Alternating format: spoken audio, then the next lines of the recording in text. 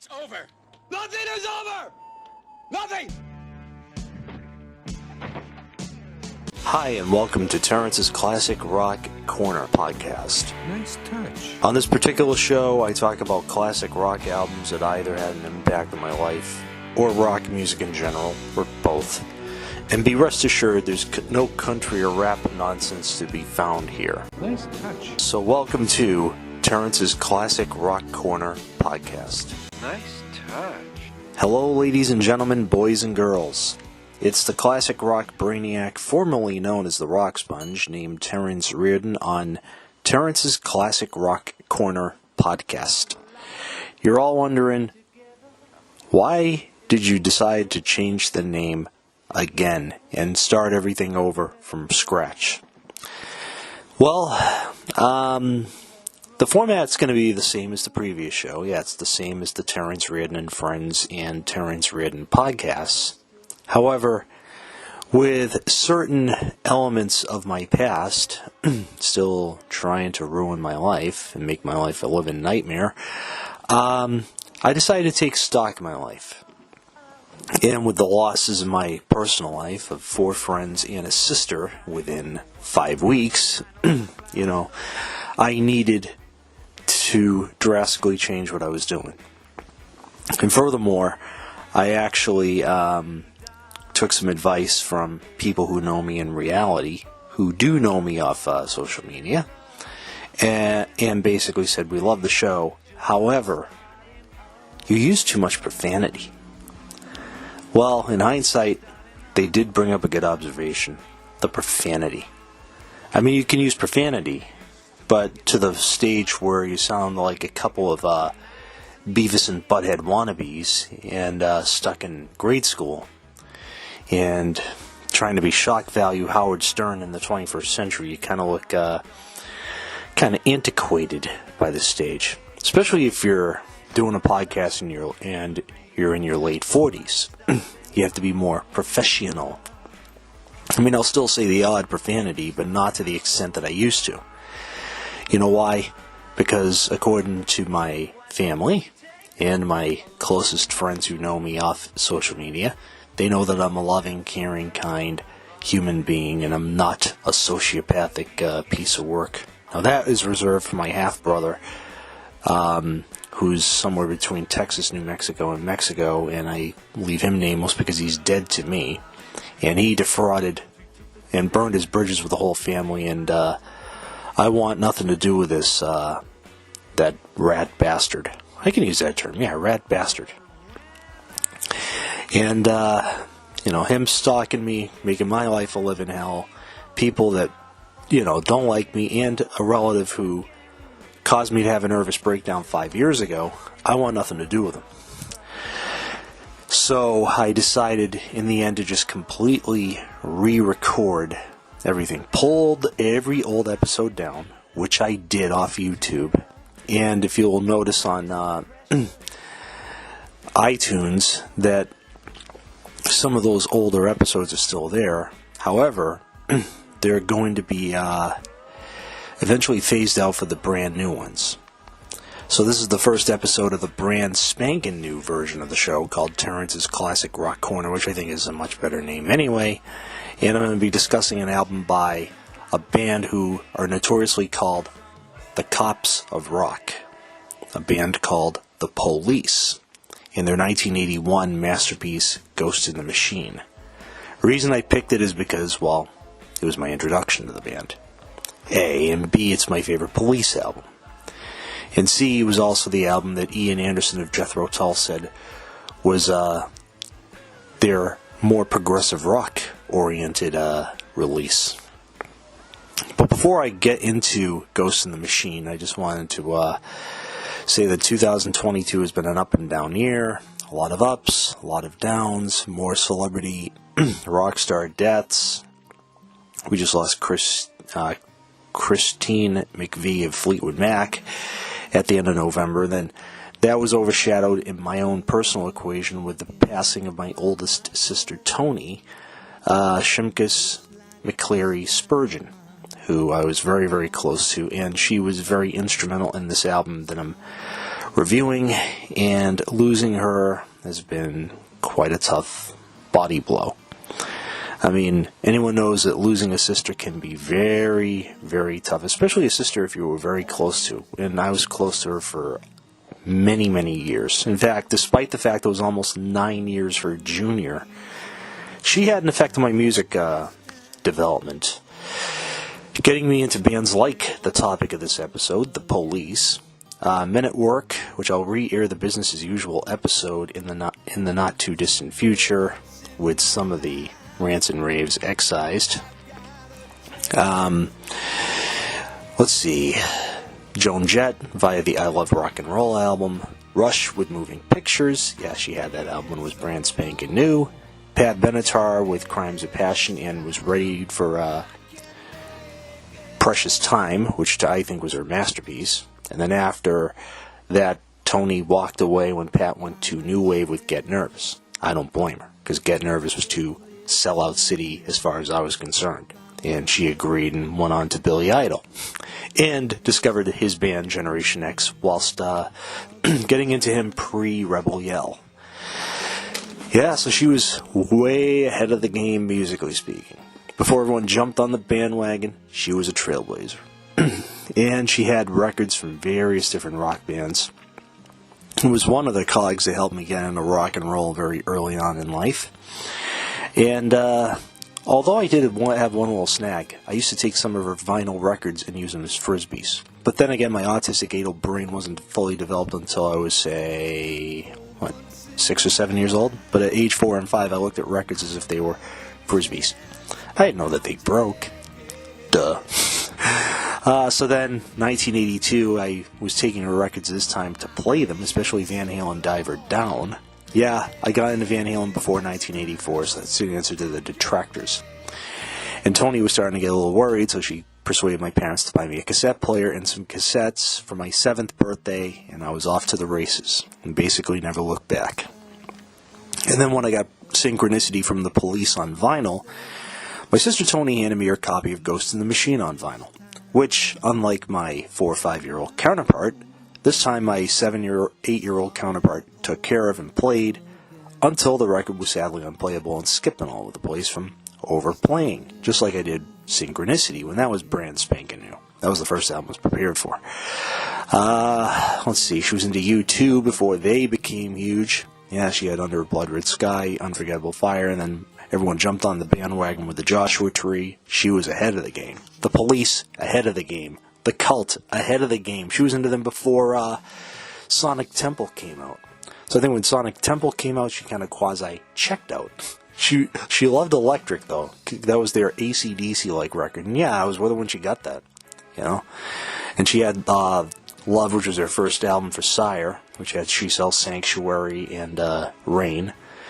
Although I think Electric was a better record, because that's where they went from goth rock to hard rock. Oh my goodness. And, you know, it's just sorry if my post-nasal drip's acting haywire. Many of her boyfriends who were great eggs. One of them was into Metallica and Anthrax, so I owe my debt to him on those two bands. Let's see. Another guy got me into jazz fusion quasi, and then her third ex-boyfriend, Bob Whitty, King Oompa is where we refer to him. He got me into bands like, Queen, Full Stop, and let's see, what else? Got me into progressive rock big time, and in turn I got him into Pink Floyd. And he wound up with every Pink Floyd album because of my help in bootlegs and radio specials and all that stuff. So we each created their own little monster, plus the fact he helped reinvigorate my interest in Iron Maiden and Styx after being sidetracked by Iron Maiden and Styx after being sidetracked by Queensryche and a few other bands, Megadeth and what have you, that I got into in 1990-91. Forever grateful to him. And then her first husband, Earl McClary, may he too rest in peace, he was into Van Halen, all eras of Van Halen, but he loved the original lineup and got to see them during the 1984 tour. So I tip my hat to him. God rest your soul, Earl. And I didn't get a chance to meet her final husband, but apparently he seemed like a good egg and a fellow music fan. So, Andrew, this is for you and for Tony. And Tony, You may have claimed you would never get back at me, but believe you me, you did. When you sat on my Styx Paradise Theater album in December of 1984, you sat on it. I was trying to find it, but you sat on it and crushed it. You were large-framed, but I learned from you not to pick on a large-framed person because it was humanly impossible to do so. Because you were just a sweet, kind, loving soul. And, because of me being autistic, you got into the mental health field. So I think we both rubbed off on each other. And plus the fact you made impacts on the lives of my friends. I'm forever grateful to you. You getting me into so much music, I'm forever grateful to you. And Tony, I know you love the Police, and I do too. So I'm picking an album that you first had was your first Police album. And then again, in turn, was my second after Synchronicity. I'm doing this for you. Ghost in the Machine by the Police. Number of reasons, because A, we both loved the album, and B, they just released a picture disc version with an altered track listing. So you'll hear me talk about the album and the altered track listing version in this review. So without further ado, let's jump into the review of Ghost in the Machine by the Police on the inaugural episode of Terrence's Classic Rock Corner. I hope you enjoy it. That is the Police. Arguably the last great progressive rock band known to mankind, according to Ian Anderson of Jethro Tull. Many people label the Police as a, what do you call it? Yeah, they label the Police as a, what do you call it? Yeah, they label them as a new wave band. To me, they were progressive rock. Ian Anderson of Jethro Tull was right about this band because the members of the band were more influenced by jazz than they were by the Sex Pistols, the Ramones, the Clash. They weren't into that type of music. They were into Miles Davis, Charlie Parker, Mingus, and in fact, some of the members were into bands like, they were members of bands like Curved Air, and the band was an Anglo-American band, started by a Yankee. Drummer Stuart Copeland, one of the most underrated, most underappreciated drummers in the history of mankind. And he joined forces with bass player, singer, songwriter Gordon Sumner, better known to the world as Sting. The Sting that we all know in the music world, not that pro wrestler who hijacked the name. And guitarist Andy Summers, who was in various progressive rock bands before he joined the Police as their second guitarist. I know this to be true because I was reading from various different sources like the Message in a Box set, which I had at one point. But now I'm relying on the booklet in the 2-CD retrospective, The Police, which came out in 2007. At the time, the band did their first and final reunion tour. So Ghost in the Machine was released in October of 1981. And it was the band's fourth studio album, and it was their first for some new changes. First, it was their first album title in their native English, because Orlando Stamore was in a French album title. Then he had Regata de Blanc, which was Spanish, and then Zenyatta Mondada, I forgot what language that was. So, Ghost in the Machine, which its title was nicked from a phrase coined by British philosopher Gilbert Ryle to express the concept that the mind and body are separate entities, with thought and mind being of a non-physical substance. And also, this was the first album where they used a new co-producer and engineer. This time, Genesis and Phil Collins co-producer engineer Hugh Padgham. After 3 albums with Nigel Gray, who was the unofficial 4th Police member in the early days, who was more into the new wave side of the band, and the band felt that the new wave sound went as far as it could go on those first 3 albums. They decided to change course when Nigel Gray started to suffer from some health issues, and on top of that, his marriage was starting to suffer. So he decided not to produce the Police again, and surrendered all production duties to Hugh Padgham, who, when he first worked with the Police, was just coming off of engineering Genesis's first platinum seller, Abacab, which I covered on the old show, but I will re-air at some point as a new episode, old but new episode. He also engineered Face Value, Phil Collins' first solo album, and the third Peter Gabriel album, aka Melt. And with this album, the band decided to record at a new location. So they had recorded in England, then they recorded in Holland. Now they were recording in the West Indies at Air Studios in Montserrat in the West Indies. One of the recording studios owned by former Beatle producer George Martin. And the whole album, except for one track, was recorded at this very studio. One track was recorded at Le Studio in Morin Heights, Quebec, the same location that gave us Rush's Moving Pictures. Yeah, and I'll tell you which song that is. But the lion's share of the album and the outtakes were recorded at Air Studios in Montserrat in the West Indies. Recorded, mixed, and was ready for release by October of 1981. And the front cover of the album was... the band's idea was also A&M Records' idea of having quasi-modern looking graphics, with one of the graphics kind of designed to look like Sting, the middle guy. The one on the left is supposed to represent Andy Summers, and the one on the right is supposed to represent Stuart Copeland. And if you look at the inner sleeve of the album, you'll see some of the photos of the band hidden in computer microchips. So it was meant to represent modern technology as it was in 1981, because everything was becoming digital electronic. And this album, from top to bottom, this may surprise a few people. This is my favorite Police album.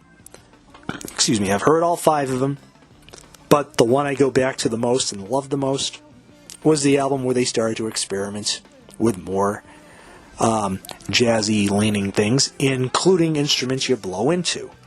And this was another first. This was the first album where Sting actually got to play an instrument you blew into, which was an alto saxophone. And his alto saxophone playing is apparent on 6 tracks for us. 6 tracks on this album, in addition to his electric bass guitar, keyboards, and double bass stand-up thing, which he was notorious for on previous albums. Andy Summers was using, this time around, going back to the Telecaster after using the hammer on the previous album, and a Fender Stratocaster, which is all over the place on this album, although one of the videos for said track, he was pictured using a Telecaster, but in reality on the said track he used a Stratocaster, because Telecasters didn't really have whammy bars, whereas Stratocasters do. And this album, from the moment I first heard it as a 5-year-old, thanks to my oldest sister, has remained with me as a constant, loving album that I still love to this day. And my backstory of this album was, shortly after it was released, my oldest sister Tony, may you rest in peace, had this album on vinyl. And in those days she feared I was going to destroy her record. But at that point in time, my autistic adult brain looked at vinyl records as if they were musical frisbees. You played it, and you threw the damn thing into the wall. I didn't know they were going to shatter. God, I felt like a fool. Then again, I did some, pardon my language, brackish shit when I was a kid. Breaking vinyl records by accident was one of them. Don't worry, she paid me back by sitting on my Styx Paradise Theater record in December of '84. Several years after I had not broken a vinyl record of hers, but that was the subconscious payback, which she did eventually get back at me. But she had the record, and then once I had Synchronicity the following year, which was the first Police album I ever owned on vinyl, thank you to my mom, may you rest in peace, Tony gave me her vinyl copy. And this vinyl copy stayed with me until it was unplayable. So once the grooves wore off the record, I had to go upgrade to the cassette in January 1985. Again, thank you to my mom. May you rest in peace. And then over a decade later, 11 years later, in January of 1996, my father was kind enough to buy me the standard CD. I had no idea that they had remastered the catalog in the 90s for a remaster catalog campaign, so I got the 1994-95 pre-remastered version, which I didn't mind. But yeah, it was my first Police CD, first Police cassette, and then eventually I wound up acquiring the rest of the catalog. Although Synchronicity was the first album of theirs I owned, I've had this album in quite a few different guises over the last, soon to be 30, 40 years. Started in October of 83 when I was given my first vinyl copy, and it's an album I don't ever get tired of. Yeah, the first 2 songs in the album you still hear on classic rock radio and or adult contemporary or Sirius XM, but the rest of the album you don't really hear, including a song that's in a different language than English. So what do I think of the songs? Well, let me begin my love fest for Ghost in the Machine right this second. We begin proceedings with the second U.S. single from the album, called Spirits in the Material World, which begins with that amazing drum fill from Stuart Copeland. Very creative drummer he was. He is, still is. And, featuring synthesizers, guitars, and multi-tracked Sting singing, "There is no political solution to our troubled evolution. Have no faith in Constitution. There is no bloody revolution." And then the chorus, "We are spirits in the material, we are spirits in the material, we are spirits in the material, we are spirits in the material world." Oh my goodness. Just a catchy song. That chorus, you'll be singing it for days. Our so-called leaders speak with words they try to jail you like they do now. They subjugate the meek, which is people like us, but it's the rhetoric of failure. Nowadays, with leaders like Biden My Time and Camelback Ain't Black, and the long-legged Mac Daddy, and no, I'm not racist either, they try to cancel culture you. This song was very prophetic in its lyrical content. Sometimes you wish you had Ronald Reagan back and you had Donald Trump back in office. Those guys ruled. And then, of course, a repeat of the chorus, which then just builds into the doon doo doo doon doo doo doo doo, and then into this keyboard solo, the boom boom boom boom boom boom boom boom boom. Oh my goodness, what a catchy, hooky song! You'd be singing this for days. Where does the answer lie? Living from day to day. If it's something we can't buy, there must be another way. And then the chorus, as the song fades out, it's the shortest song in the album, and one of the shortest songs in the album, but it's very catchy and hooky. A promotional video was shot for this track at the studio where they recorded the album, Air Studios, which Stuart Copeland, of course, verified that they shot 4 videos from the album at that very studio. In fact, all of the songs on side 1, except for one, they made promotional videos for. This was one of them, and this was actually I believe the second single released from the album here in the States.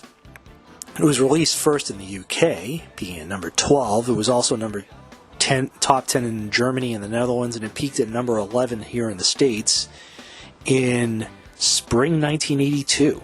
And the song was played on the subsequent Ghost in the Machine tour, as well as the next tour for Synchronicity in the 2007-2008 reunion tour, which turned out to be one of the biggest reunion tours in history.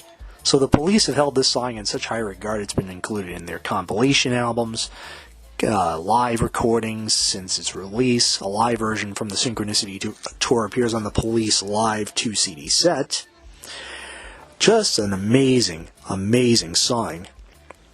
And in 1990, Pato Banton covered this catchy ditty. And then 5 years later, Sting re-recorded the song with Pato Banton for the Ace Ventura 2 movie. And the song appeared on an episode of 90253. Oh yeah, that show, which I did not ever watch that drama, soap opera, rubbish. I was more into comedy and or parodying that stupid life at high schools. But Spirits in the Material World, catchy song, I loves it, I digs it, and a song that I don't ever get sick and tired of, no matter how many times I've heard it over the years. I love it. In fact, Sting, in his book Lyrics, explained, quote, I thought that while political progress is clearly important in resolving conflict around the world, there's spiritual, as opposed to religious aspects of our recovery that also needed to be addressed. I suppose by spiritual I mean the ability to see the bigger scheme of it all, or bigger picture. I say bigger scheme, because sometimes pictures, you get the picture, you take it, and it looks lousy. It looks like nothing you take the photo of, unless you're good at double exposures. To be able to step outside the narrow box of our conditioning and access those higher modes of thinking that Coistler talked about. Without this, politics is just the rector of failure, end quote. Sting, you got that right, buddy. Politics is the rhetoric of failure. All our politicians are a failure. Sting's not stupid. He's a very intelligent man. Before he was a singer, bass player, he was a teacher. So he knew what the score was. And this song, Spirits in the Material World, killer track. I digs it. I loves it. Now we go from that to the second song in the album, which was also the first single from the album, released here in the good old US of A. Every Little Thing She Does Is Magic. And this song was the only song in the album that was not recorded at Air Studios. They mined it for the video, but the song was actually recorded at Les Studios in Morin Heights, Quebec, Canada, where Rush recorded Moving Pictures, Permanent Waves, most of their 80s outputs, and also where David Bowie recorded Tonight, April Wine recorded there, Nazareth recorded there, a host of bands recorded there. And this song, just an amazing, amazing song that kicks in. It's like 4-minute song. And this song was written as early as 1975 and recorded in 1976 when Sting, Summers, and Copeland were members of the short-lived band Strontium 90, featuring singer Mike Howlett. And then for the Ghost of the Machine album, Sting reworked the song with Jean Roussel, who owned Les Studios, and tried to undo all of Sting's arrangements and make it more of a Police sound. And the song suffered from what was called a case of demo poisoning, because the band tried to record the song properly in Air Studios, but Stuart Copeland was not feeling it. So Stuart Copeland one day, as he told Redbeard, said to Sting, just put the demo up, I'll play to the demo. So Stuart Copeland added drums to Sting's demo, and Andy Summers added his guitar parts to Sting's demo. But the rest of the song was from Sting's demo. The vocals, the bass guitar, the keyboards, the lead and backing vocals. Oh my goodness. And of course, the song, oh my god, no matter how many times I've heard it, it just still hits me. Though I've tried before to tell her of the feelings I have for her in my heart, every time I come near her, I just lose my nerve, as I've done from the start. Every little thing she does is magic. Everything she does just turns me on. Even though my life before was tragic, now I know my love for her goes on. Do I have to tell the story of 1,000 rainy days since we first met? It's a big enough umbrella, but it's always me that ends up getting wet. Repeated the chorus with Sting singing all the harmonies himself, and then the bridge. I resolve to call her up 1,000 times a day and ask her if she'll marry me in some old-fashioned way, but my silent fears have gripped me. Long before I reach the phone, long before my tongue has tripped me, must I always be alone? And that synthesizer swell, and then a repeat of the chorus about 2 more times, and then the outro refrain of every little thing she does. Oh my goodness, goes into somewhere else for the quasi-outro section, and into the E-O, oh my goodness. Every little thing she does is magic, magic, magic. Oh my goodness. You'd be singing it for days on end. And then it ends kind of quasi as it begins. Of a rainy day since we first met. And when I first heard this as a kid, I thought I was saying, just tell my old grandma I saw my mumbling nonsense. But it turns out he was singing, it's a big enough umbrella, but it's always me that ends up getting wet, as the song is fading out. But when I was younger, I thought he was saying about his grandmother, saying grandma. I was like, You wished you had lyric sheets with those first 4 Police albums. That was my only gripe with those early albums, that they didn't include the lyrics. But, my God, this song is amazing. And yeah, a promotional video for this was shot at Air Studios in Montserrat, with Sting playing bowed double bass. That's a stand-up bass, an electric stand-up bass, singing into the track. Plus, Andy Summers playing his Fender Stratocaster, which I'm convinced was the guitar he used, or the Telecaster used in the actual recording, and Stuart Copeland beating the hell out of the drums. And a lot of people were thinking, did the Police really trash that mixing console in the video? Well, it turns out that mixing console is now at Henson Recording Studios, which used to be called the A&M Studios in California, that actual mixing board.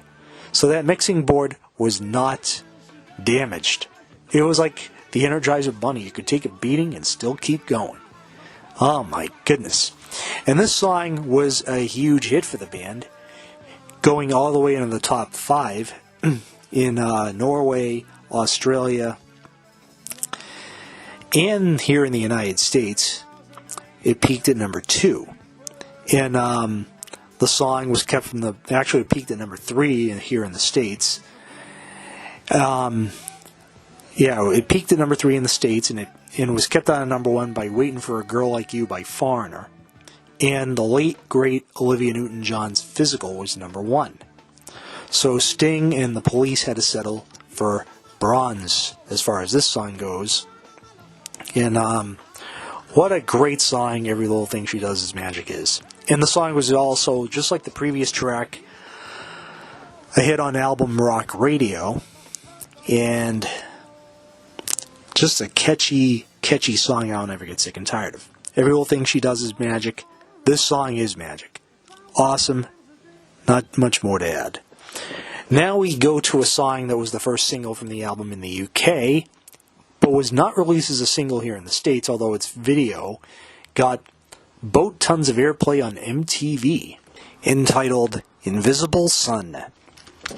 And this song is in the key of C minor, and it alternates between E flat and C minor, the relative chord, with the song about political things going on. And the song was a commentary on the imprisonment of the Irish Republican Army, the IRA members of the infamous... God, I stole that from the Three Amigos. I know it's pronounced infamous, but I say infamous because it sounds much cooler than the proper pronunciation. So I got that from the Three Amigos. Infamous. In the infamous H blocks of Maze Prison, Northern Ireland during the Troubles in 1981. A number of prisoners went on hunger strikes to protest the conditions in the jail. Among those to die were Bobby Sands, who was elected to the British Parliament whilst a prisoner, only to pass away on the 5th of May 1981, just before this album was recorded. He was the first of 8 people to succumb to the effects of the hunger strikes. And Sting wrote it with the basis of hope for a troubled country, and he said to Revolver magazine, whilst the song offers an image of despair, quote, he wrote the song in Ireland where he was living at the time, and it was during the hunger strikes in Belfast. I wanted to write about that, but I wanted to show some light at the end of the tunnel. I do think there has to be an invisible sun. You can't always see it, but there's something that has to be radiating into our lives, end quote. Ain't it the truth, Sting? And the song begins with 1, 2, 3, 4, 5, 6. Doo-doo. And Andy Summers' riff is just so hypnotic. And of course, Sting singing, I don't want to spend the rest of my life looking at the barrel of an arm of light. I don't want to spend the rest of my days keeping out of trouble like the soldiers say. I don't want to spend my time in hell looking at the walls of a prison cell. I don't ever want to play the part or of a statistic on a government chart. I thought he said or a statistic of a government shark. Now I know it's government chart. Duh. Thank you for Genius.com for clarifying the lyrics. Sometimes the way you hear things as a kid, you're now like, God, he said that instead of this. God bless Genius.com. Of course, there has to be an invisible sun which changes keys to G. It gives its heat to everyone. There has to be an invisible sun that gives us hope when the whole day's done. And then it's dark all day and it glows all night. Factory smoke in the acetylene light. I thought he said factory smoke and a satellite. Oh my goodness. Shows you how you can easily misconstrue lyrics as you're a youngin'. As you get older, you're now like, oh, he said that. Duh. I faced the day with my head caved in, looking like something that the cat brought in. Then a repeat of the chorus, that amazing guitar solo from Andy Summers, which he just shreds, and then one more verse, and then the final chorus, and then Andy Summers is, pardon my language, batshit crazy guitar solo at the very end. Yeah, using that Fender Stratocaster to its amazing potential, and the song ends with the riff just fading out into the distance, whereas the promotional video ending was just that E flat chord. In fact, when they did the song live, they actually elevated the key.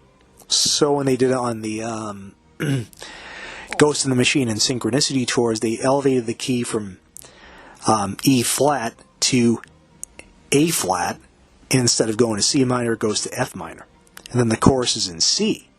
Very cheerful. It's great you hear so many different versions to compare the two. The song, whilst it was a hit in the UK, it was not released as a single here in America. It did get quite a bit of album rock play and MTV airplay. But other than that, the song has pretty much been overlooked. But this song was thought highly of enough by the band to be included on their 1986 compilation Every Breath You Take, the singles, and also on the 2007 2-CD The Police Collection. Both are highly recommended. But Invisible Sun, my goodness, what a killer, amazing rock tune. The video is haunting but effective. The band's performances were shot at Air Studios in Montserrat, with footage from Ireland as it was in 1981 in black and white. Invisible Sun, the song is a ray of sun every time I hear the damn thing. Invisible Sun for the win. Sadly, like I said, the song, it was not a hit in America, but then again, sometimes the best singles were not ever released in this country, but they become a hit in your own aspect. Invisible Sun, awesome tune. Now we get to the next track, which is a song in French. I don't know if he was influenced by Billy Joel for doing C'est de Toi, but the song is called J'allais toujours femme de toi, which translates to English, Hungry for You. And this was the first song we hear in the Police's history.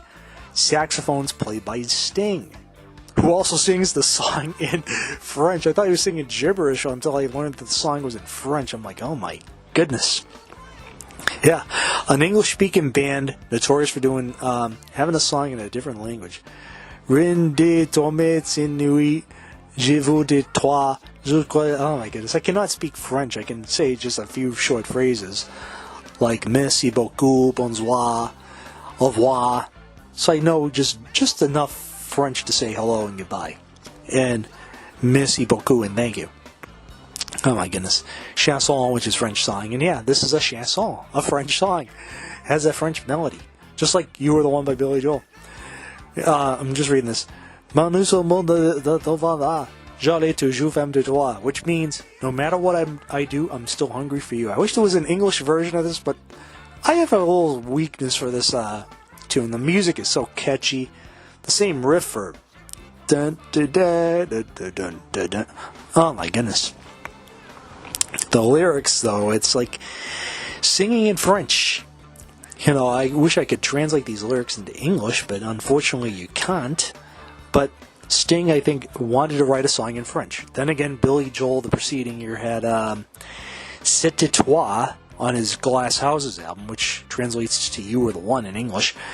But in that case, half of the song was in English, half of the song, one verse in English, then the same verse in French, then the final verse in English. And that idea came from Paul McCartney doing Michelle from the Beatles. And then in recent years, bands doing songs in foreign languages. David Lee Roth doing the Eat 'Em and Smile album in Spanish. The Little River Band did Reminiscing in Spanish, recorded the vocals in Spanish. Oh my goodness. Pink Floyd releasing that one-off charity single, Hey Hey Rise Up, which is sung in Ukrainian, a Ukrainian folk song. Oh my goodness. put over a Pink Floyd melody. Oh my goodness. You know, it's always great to hear English-speaking bands try something new, especially when you're singing in a foreign language and you only hear the English lyrics in the bridge. No matter what I do, I'm so hungry for you, and on the outro, I'm hungry for you. And the saxophone playing from Sting was very simplistic, but very effective.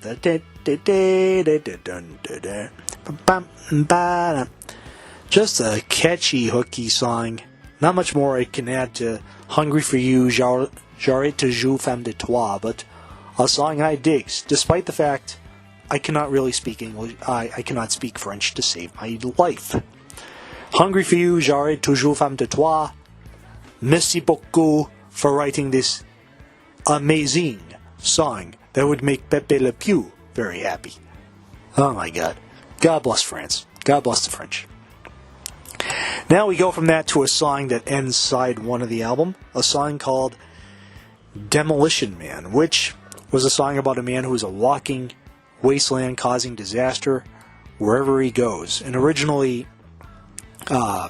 Grace Jones first recorded this for her album that came out in 1981, and her version came out before the Police version, which came out later in 1981. Then Manfred Mann's Earth Band released their version in 1983 on the album that had the song Runner, which was their last significant hit. But this song features Sting on bass guitar, lead and harmony vocals, alto saxophones, Andy Summers on Fender Stratocaster guitar, with that crazed whammy bar pyrotechnics that he's notorious for, and Stuart Copeland going nutty on that drum kit, that Tama drum kit with the Paiste cymbals. And this song is about a man who causes disaster. Oh my goodness. Tied to the tracks in the train that's coming, strapped to the wing with the engine running. You say that this wasn't in your plan, don't mess around with the Demolition Man. Tied to a chair and the bomb is ticking, the situation was not of your picking. You say this wasn't in your plan, don't mess around with the Demolition Man. Oh my God. And then in the chorus, I'm a walking nightmare, an arsenal of doom I can kill, conversation as I walk into the room, I'm a three-line whip, I'm the sort of thing they ban, I'm a walking disaster, I'm a demolition man, which then goes into the saxophone and guitar. The saxophone's playing one thing, Andy's guitar going counterpointing with some batty Stratocaster pyrotechnic. You come to me like the moth to the flame, it's love you need, but I don't play that game, because you could be my greatest fan, but I'm nobody's friend, I'm a demolition man. Then a repeat of the chorus, and then goes into the outro, which just, the band just jams and jams and jams. In the promotional video for this, they only air the singing portions where you see Sting actually blowing into an alto saxophone, which he used on the track, but Andy Summers is not playing the guitar that he recorded the track with. He was playing his Telecaster in the video, but on the track, he's using his red Stratocaster, which has all that whammy bar insanity, which we all love. And this song is just, no matter how many times I've heard it, I always have to go back to the album version, because all 6 minutes of this tune, it's the longest song in the album. My goodness, this song just, no matter how many times I hear the guitar playing of Andy Summers, always hits me whenever I hear it. And this song was not a hit, but the song has been held in high regard enough that it was included on the Police 2-CD retrospective, The Message in a Box set as well as the rest of this album. And was also featured, I think the band played it live on the Ghost in the Machine tour, and the song was then eventually re-recorded by Sting himself for what did he record this song for? He re-recorded the song for the Sylvester Stallone Wesley Snipes movie of the same name in 1993, Demolition Man. If you haven't seen that movie is excellent. One of my favorite Stallone movies. It's not either Rocky or Rambo. And it featured also a pre-famed Jack Black as a extra in the sewer, Jesse Ventura in a cameo role, Dennis Leary as Edgar Friendly, who turned out to be one of the good guys on Stallone's side, who wanted to overthrow the pussified Brady Bunch society we lived in nowadays, that movie's becoming a reality. Who would have thought it? Mind control, outlawing of guns, outlawing of meat, profanities, this, that, the other thing. Oh my goodness. Sandra Bullock, just before she broke out big the following year with that asinine film Speed. I was never a fan of Speed. The Speed of Love's a great tune from Rush, from Counterparts, but the movie Speed, nah, too boring.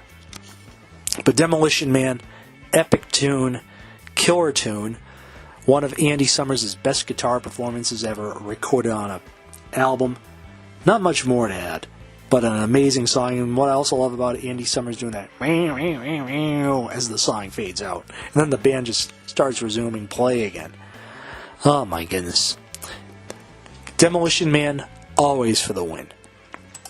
Now you flip the album over to side 2, and the tape effects begin with a song called Too Much Information. Andy Summers' batty guitar playing, going with the effects going. Then you hear Sting's multi-tracked saxophones, which is the same saxophone but with different notes being played. That dun dun, kind of like a horn section, but it was all Sting on the track. And then the song kicks in. Oh. And then, too much information running through my brain, too much information driving me insane, too much information running through my brain, too much information driving me insane. And then, the verse, I didn't know what the lyrics meant, but now I've seen the whole world 6 times over, Sea of Japan to the cliffs of Dover, which is repeated twice, and I thought he was saying the police were coming over. This shows you how warped my brain was back when I first heard this tune.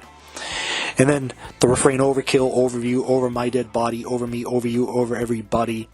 Then just repeats the chorus over and over, but it keeps you entertained just enough to see that the song is catchy and hooky, and everything else that's killer about this album.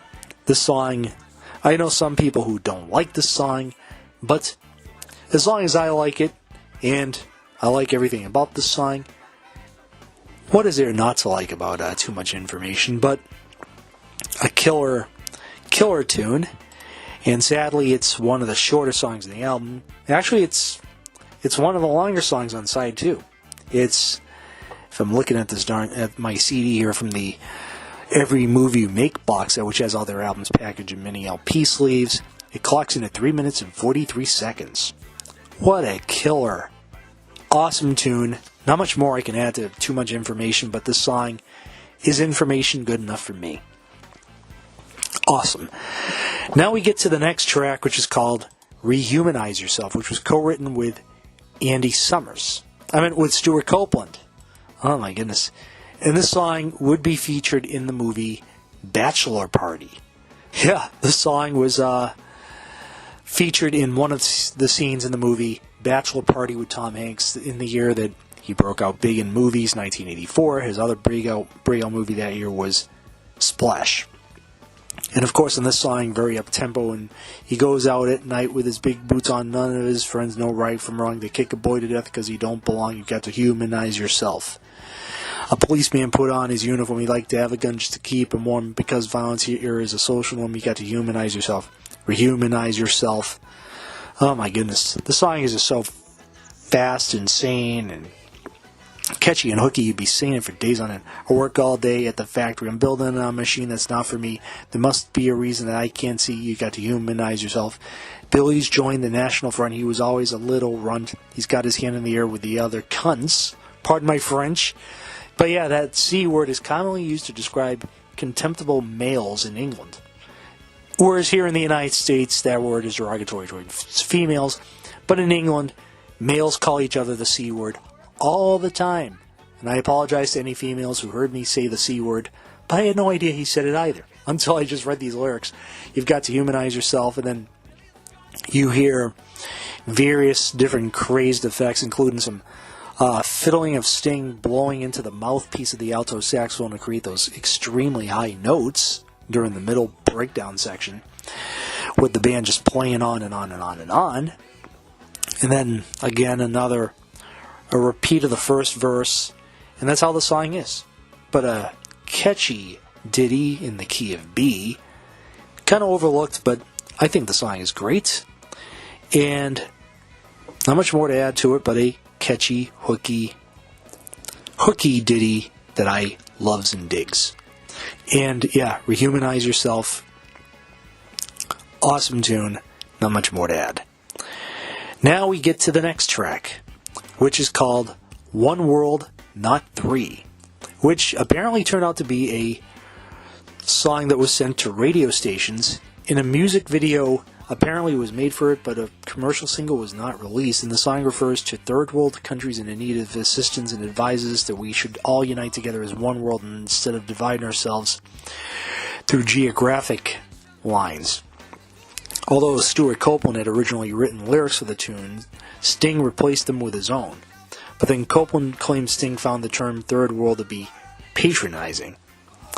And yeah, Stuart Copeland said about the song One World, which was the most classic Police song on Ghost in the Machine, it was my favorite song at the time because it did have that early Police vibe where he jammed on one chord for hours. And Andy Summers said, unfortunately, I never did find out what that one chord was. And Stuart Copeland said, I guess Sting had a problem with the term third world. He thought it was patronizing or something. He had all these political arguments about the Cold War, and Sting and Stuart would always argue about politics and would lay waste to his flimsy arguments. There, he'd be at the table shattered. Then he'd quickly disappear into his hotel room where and Sting would counter, snore actually. And then Stuart was like, and he'd come in the next morning with one line, just 3 or 4 words. And that would shatter my illogical geopolitical arguments. One world is enough. And then Sting says, Stuart, you can't argue with a metaphor. And Andy Summers said, there's a lesson in all this. Metaphors be with you. Oh my goodness. One world is enough for all of us. Oh my God. And the verses. It's a subject we rarely mention, but we do have this little invention. By pretending they're a different world to me, I shelf my responsibility. And the third world breathes our air tomorrow. We live on this time we borrow. In our world, there's no time for sorrow. In their world, there is no tomorrow. Lines are drawn upon the world before you get our flags unfurled, whichever one we pick is just a self-deluding trick. I don't want to bring a sour note. Remember this before you vote. We can all sink or we can float because we're all in the same big boat. And it may seem a million miles away, but it gets a little closer every day. And that's sung quite a few times in the outro and then the One World at the end. And the saxophone's going... Oh my goodness, this song is just so catchy, hooky. Everything you can say about awesome on this tune, I digs, I love. And there's not much more to add to One World, Not Three, but like I said, it was released as a promo single, but and a music video was apparently made for the song, but a commercial single was not released. And it's basically the song in the album, which sounds like classic Police, because the rest of the album is more experimental in nature than the first 3 Police albums. But this song, I absolutely adore. One World is enough for all of us. This song is enough for me. Awesome, epic. I mean, the single version, I believe, was, if I look at this darn thing, 4 minutes and 45 seconds. And yeah, the song is the longest song on side 2 of the album. 4 minutes and 47 seconds. One World, Not Three is enough for me. Great tune. Now we get to the heavy hard rock track written by Andy Summers called Omega Man. Oh my goodness, this song is just one of Andy Summers' heaviest riffs, and its melody returns the listeners to the dystopian ambience where spirits of the material world left off. And this song was going to be the first single released from the album in either the US or UK, one of the 2 places, but Sting refused. Andy Summers loved the tune. A&M wanted to release it, but Sting, who was beginning to feel his power at the time, was pissed off. He didn't want it out. He got very angry, but A&M didn't want to piss him off for all the typical reasons, so it wasn't released. And it was A&M's choice. Miles took it to an A&M convention, and he played it. And Herb Alpert and Jerry Moss heard it and said, this is the first single, which would have been great for Andy Summers, but it didn't happen. That's the actual truth of it at this point. Who gives a flying rat's ass? But the song, oh, the night came down, jungle sounds were in my ears, city screams are all I've heard in 20 years. The razor edge of night, it cuts into my sleep. I sit upon the edge now, shall I make that leap? I'm the Omega Man. I'm the Omega Man. The sky's alive with turned-on television sets. I walk the streets and seek another vision yet. The echo makes me turn to see that lost frontier. The edge of time closes down as I disappear. And then the chorus repeated twice, and then always talking to myself, and Sting going, wow, and to this guitar synth solo played by Andy Summers, just dee-dee-dee-dee-dee-dee-dee-dee. Oh my goodness. The time that's best when surroundings fade away, the presence of another world comes close to me. It's time for me to throw away this paper knife. I'm not alone. I'm reaching for a perfect life. And then a repeat of the chorus, and then the outro. I'm so tired of the Omega Man. Oh my goodness, the song is just... You'd be singing it for days on end. Great tune written by Andy Summers, and sadly the only Andy Summers song in the album. But this song is just amazing, great, epic. What a killer tune. And Omega Man, great song, sadly not seen in high regard. It did appear on the band's Message in a Box set. And as I look at the, and in the Every Movie Make box set it appears as well. And this song was omitted from the 2 CD Police box set. Police Retrospective that came out in 2000 and, what year was that? 2000 and, help me out here. 2007. And yeah, this song was not included. Should have been, but never mind. Omega Man, Omega awesome. Now we get to the penultimate song on the album, a song called Secret Journey, which has the guitar synthesizers again, which has those transient chords. And then Sting's bass playing comes in, the bum bum bum bum bum bum bum. And then the guitars come in, gung gung gung gung gung gung gung gung gung. Oh my goodness, this song was a single here in the States, and it cracked the top 50 just barely at number 46, although it did better on album Rock Radio, on the album Rock Tracks chart as it was known back then. And of course the song tells of a mystical journey that will make the traveler a holy man. Sting revealed that the song's subject matter was inspired by meetings with remarkable men written by George Gurdjieff. And the song was not released in some countries, but was released in America. And of course, Sting, multi-tracked harmony singing himself. Upon a secret journey, I met a holy man. His blindness was his wisdom. I'm such a lonely man. And as the world was turning, it rolled itself in pain. This does not seem to touch you. He pointed to the rain. You will see the light in the darkness. You will make some sense of this. And when you make your secret journey, you will find this love you miss. And on the days that followed, I listened to his words. I strained to understand him. I chased his thoughts like birds.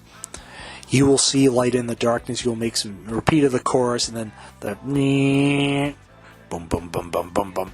Then a repeat of the then the second chorus. You will see light in the darkness. You will make some sense of this. You will see a joy in the sadness. You will find this love you miss.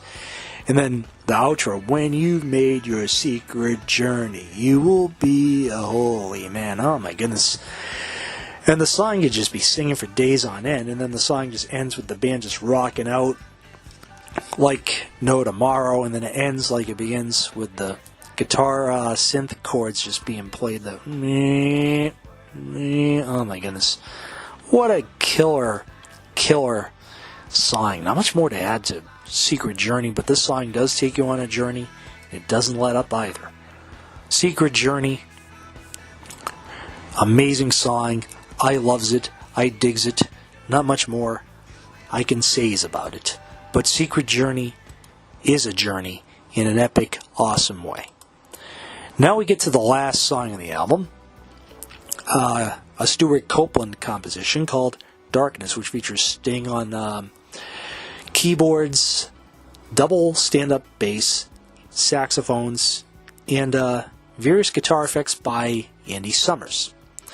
And the song discusses the negative aspects of being famous. And Copeland wrote eloquently about his dissatisfaction with fame and the song.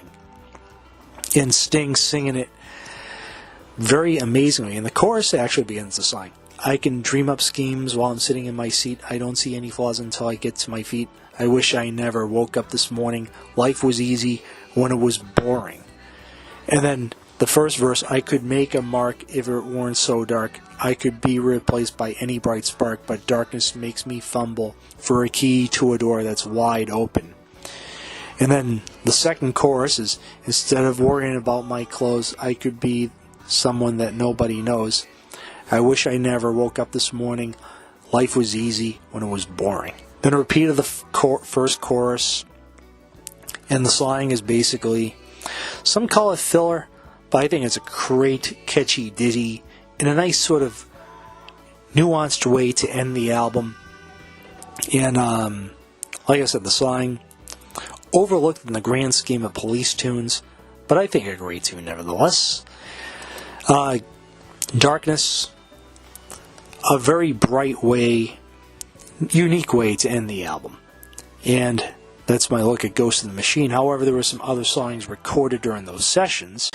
Well, Ghost in the Machine, they actually had a couple more songs that were recorded for the album that surfaced as B-sides and eventually was released first on the Every Breath You Take box set, and then the Message in a Box box set and the Every Move You Make box set, respectively. First is, in its two of them are instrumentals written by Andy Summers. First is Shambell, which is 5 minutes of jamming, done brilliantly, I might add. And his instrumentals are always catchy and hooky to listen to, and not much more to add to Shambell, but it was released as the B-side to, if I'm not mistaken, because I'm reading this darn thing here, it was released as the B-side to Every Little Thing She Does Is Magic here in the States, and it was released as the B-side to Invisible Sun in the UK. But the song, either way, nice instrumental. And then we have Flexible Strategies, which is the name of the bonus LP in the said Every Move You Make box set. And yeah, another outtake from the Ghost in the Machine sessions, which just another amazing instrumental with, again, Sting playing saxophones and just jamming away. And this song was recorded during the mixing sessions of Ghost in the Machine and surfaces the B-side to Every Little Thing She Does in the UK and Spirits in the Material World here in the States. So yeah, we have different B-sides that were released in different countries, but they eventually did surface on said recordings. And then we have another track called I Burn For You, which I Burn For You is a song that was recorded during the Ghost in the Machine sessions but was left off because of, again, time constraints, plus the fact Sting used this song in the movie Brimstone and Treacle. And the song was recorded at Air Studios during the making of the album. And photos from this period show the band and their crew personnel standing out with microphones recording the ending chant of the song. The whoa, whoa, whoa, whoa, that ending. And the fade-in featured atmospheric sounds which were local tree frogs. And the song was shelved for the Brimstone and Treacle soundtrack, and the Police's version would eventually surface on their own box set of, what do you call it there? Was recorded for, what was that album? Oh yeah, it actually surfaced on the Message in a Box set in 1993, and then a full version from the movie Brimstone and Treacle appeared in 2022 on the Ghost in the Machine vinyl picture disc, which, is another great tune, sadly overlooked in the grand scheme of things, but what can one do? And then there's one more song that was recorded for the Ghost in the Machine album, but was left off in service as a B-side to Synchronicity 2 in 1983, Once Upon a Daydream. And during the recording of Ghost in the Machine, Andy Summers wrote the music and Sting wrote the lyrics next to the swimming pool they were at the hotel they were staying at. And it talks about a fantasy of falling in love with a girl and killing the girl's father for killing the unborn child. Oh my goodness. Once upon a daydream, I fell in love with you. Once upon a moonbeam, I gave that love to you. Once upon a lifetime, I knew it must be true. When the months had turned us, I'd have to marry you. Once her daddy found out, he threw her to the floor, killed her unborn baby, and kicked me from the door. Once upon a nightmare, I bought myself a gun. I blew her daddy's brains out, now hell has just begun. Once upon a lifetime filled with tears, the boy would pay for his crime with all his natural years. Once upon a daydream, he'd make his somebody. Once upon a moonbeam, he'd dream his life away. What a beautiful, awesome song. It's a shame that it was not set on the original album. But here's what Sting had to say about it. Quote, I love the song. It's a set of chords Andy came up with, and I wrote the lyrics to them by the swimming pool in Montserrat during the Ghost in the Machine period. It's very dark, and that was the Ghost period. Very intense, end quote. Stuart Copeland says about the song, quote, most people would lounge and bask in the sun by the swimming pool, but Sting would create a cloud around himself and stare grimly at the horizon whilst he organized his dark thoughts into beautiful music. Couldn't have said it better. This song, amazing, is on the said aforementioned Every Movie Make box set, the Message in a Box box set, and the expanded picture disc edition of Ghost in the Machine. My goodness. I mean, why weren't these... Oh yeah, the reason these songs didn't make the original album was because of time constraints of the vinyl record. It's not that the band hated these tunes, because these four aforementioned songs I just discussed appear on the picture disc version of Ghost in the Machine that was recently released, which I'll bring up when I'm done with this review. But that is all that was recorded and released from this album's sessions. When Ghost in the Machine was released, initially in October 1981, it went to number one in their native England, and it was their second top 5 album in a row here in America, peaking at number 2 on the Billboard album chart. And it was their second consecutive studio album in a row to go platinum immediately, meaning it sold by the end of 1981 a million copies in just the US alone, and to date is their second highest selling album here in the States, studio album wise, with 3 million copies in the US alone. Not bad for an album that was the calm before the superstardom storm that would brew with the next album, Synchronicity, which I'll talk about in the future. Over the years, this album has not ever been taken out of print. It was first remastered for the Message in a Box box set in 1993, which was then released as a standalone CD in 1995. Then it was remastered again in 2003 by Bob Ludwig at Gateway Mastering. That remaster sounds awesome, better than the 1995 remaster. And then an even better remaster was done in 2018 in England at, what was that studio? Yeah, Abbey Road Studios by Miles Shodell. And so much for the case of the Police's master tapes being lost in the A&M Universal Music fire. They still had the tapes of the album, the original tapes, stored in a facility in London, safe and sound, so they had the original tapes of the Ghost in the Machine multi-tracks, masters, copies, the actual originals that were first released in England, still in their storage facility in England. They made safety extra masters for the US distribution. So the original UK master tapes were used for the 2018 remaster in the Every Movie Make box set, which is also an amazing box set. If you haven't owned that box set, what are you waiting for? That box set has got all their albums, and apparently it had replaced, what was that box set? Message in a Box. While I love Message in a Box, Message in a Box needed to be updated with better remastering and all that fun stuff. Well, Ghost in the Machine, in the grand scheme of things, still remains my favorite Police album. And looking back at the album, well, 4 decades past its original release, I still think it's a classic, an awesome album. I know, not a popular choice to pick as a first Police album to review, but I chose one which was not part of their earlier vernacular. And looking at their other albums, well, very easy. The first album, which was the last I heard, and acquired initially back in '96, that album, great debut album, one of the best debut albums of all time. Regatta de Blanc, another great album. My only flaw, No Time This Time did not fit on the album. It belonged more on Outlandos d'Amour, because by Regatta de Blanc they was slowly phasing out that fast punk sort of thing, which I'll bring up at some stage in the game. In fact, I might even cover that on the Outlandos d'Amour episode. I'll talk about the first two albums as a 2-for-1 gig, and the various B-sides that came from that time frame. Zenyatta Mandata, probably my second favorite Police album, where they started to experiment with more sounds. I'll save my opinion for that album. Then again, that album is a masterpiece. Ghost in the Machine I just covered. Masterpiece beyond masterpiece.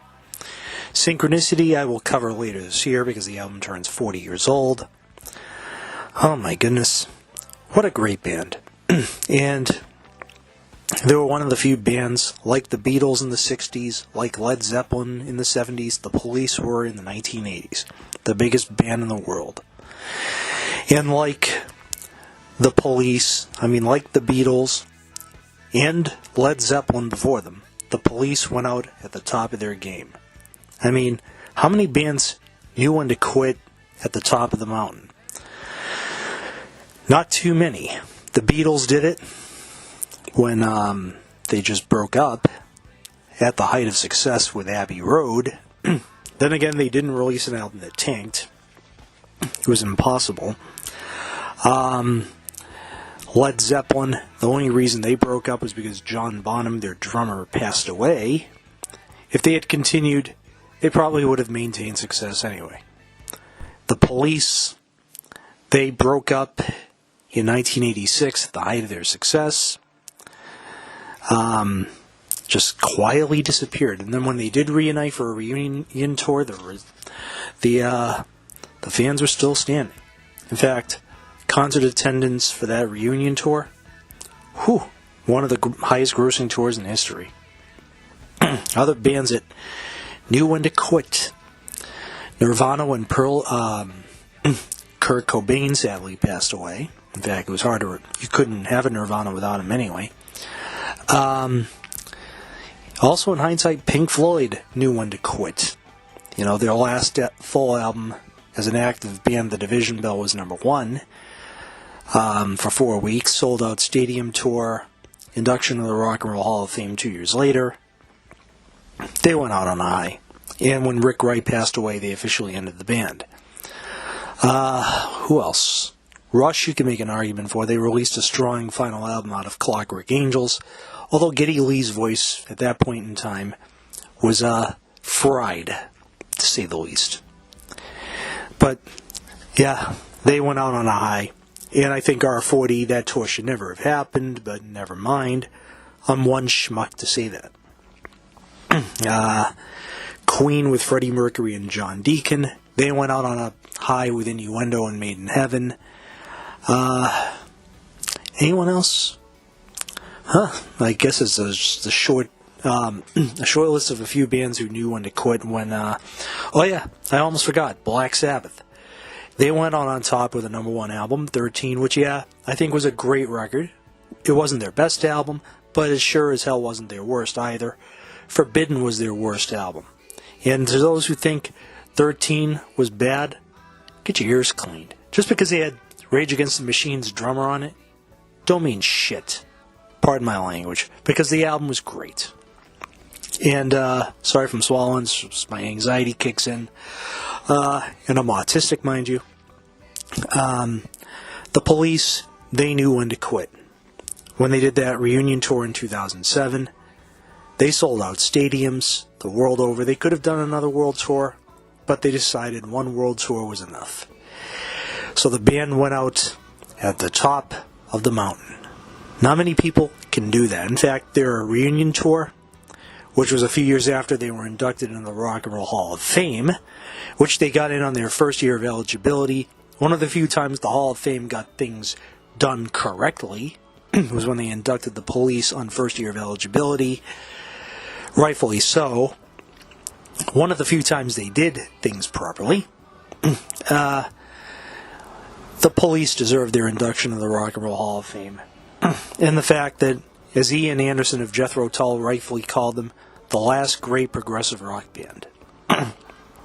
And I know people like Darren Locke is going to say they were not prog. Well, in my mind, they were progressive rock.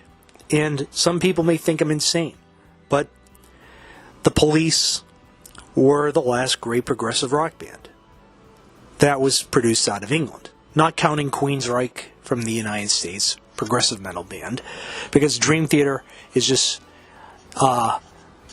endless wankering heavy metal, hair metal bullshit. Pardon my language again. Duh. But I was not a fan of Dream Theater. But the Police, on the other hand, geniuses and legends.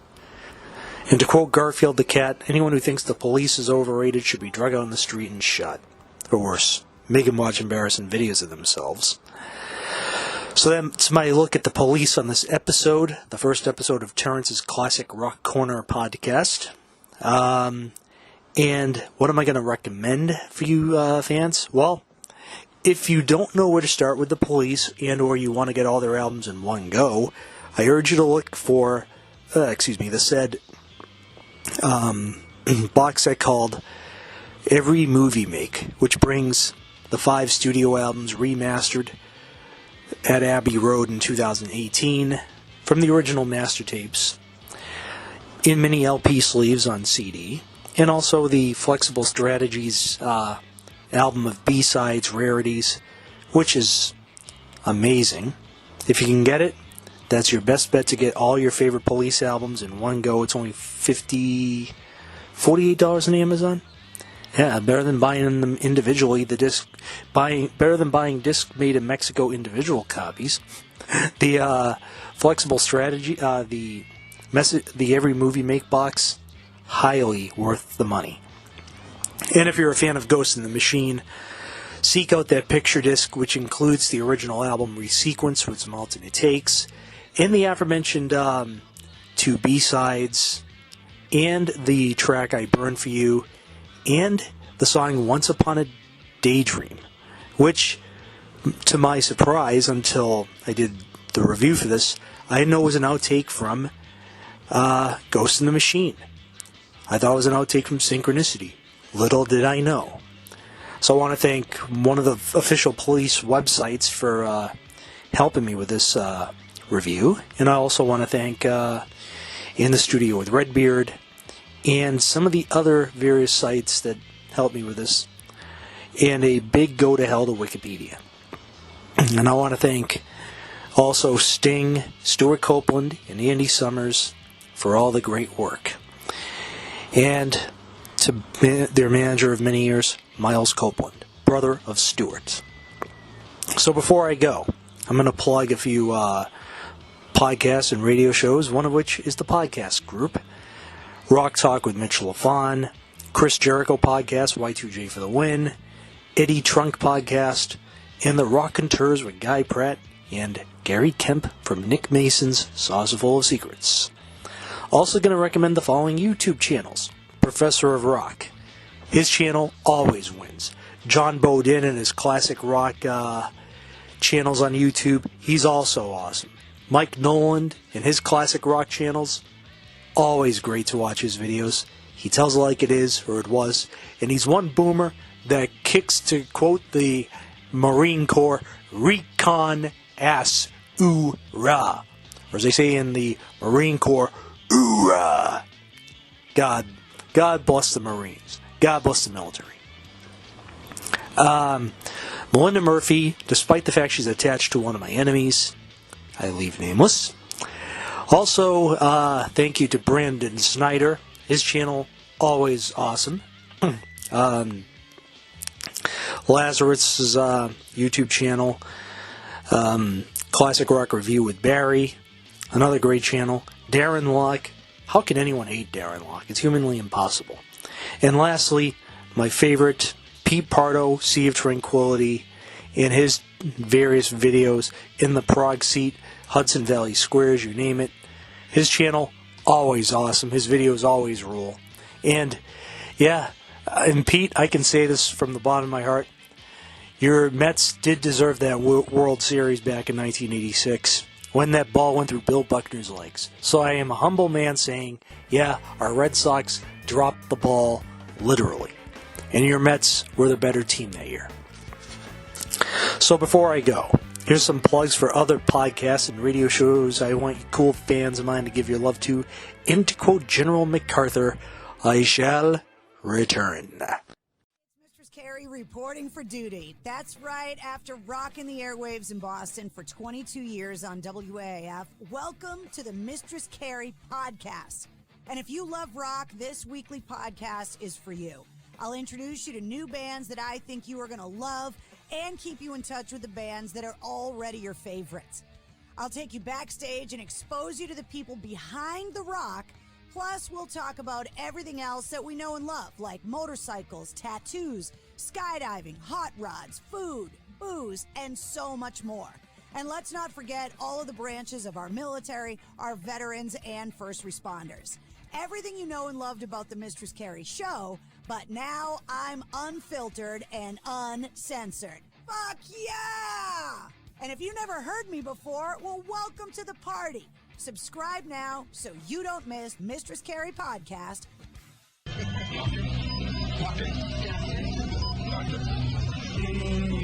Please state the nature of the medical emergency.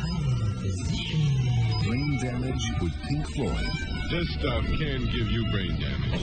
In the Pink Floyd radio show. Use only as directed.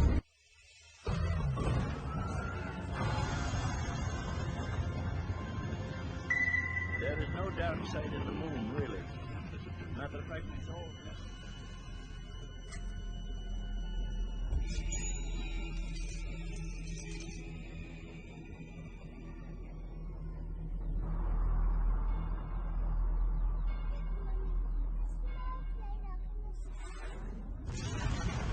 Your controls are set to the Random Precision Radio Network. This is Freudian Slip, an hour of Pink Floyd. I'm Craig Bailey. Find us online at FreudianSlip.com. Write to us at pink at FreudianSlip.com. Freudian Slip is a Random Precision production. You're listening to Nights with Alice Cooper. I think my Speedo is starting to cut off the flow of oxygen to my head. And that's why I got so temperamental with anyone who has the impertinence to question his wisdom, and hello, I pops his inner courier. Hi, and welcome to In the Studio. Redbeard here with the stories behind history's greatest rock and roll albums. You're welcome. Guitar up. 1, 2, 3. Follow In the Studio on Facebook, at Redbeard Rocks on Twitter, and online at inthestudio.net. Well, ladies and gentlemen, boys and girls, the classic rock brainiac has to give his brain a rest for now and say sayonara on this inaugural episode of Terrence's Classic Rock Corner podcast. But come back next episode. I have Kansas's Leftoverture ready to go, Running on Empty from Jackson Browne also in the pipeline, and a bunch of other episodes in the pipeline. And this episode is respectfully dedicated to the memory of my oldest sister Tony Marie Shimkus McClary Spurgeon. Tony, I'll miss you.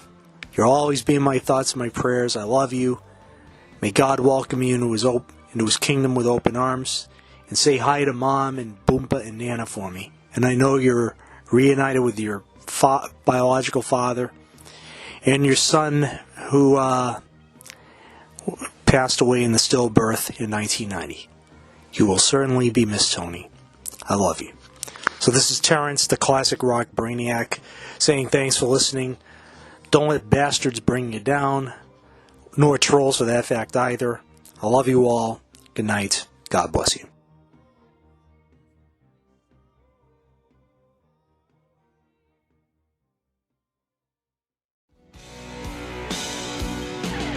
Terrence's Classic Rock Corner podcast was written, produced, edited, so forth and so on by yours truly, the classic rock brainiac Terrence Reardon.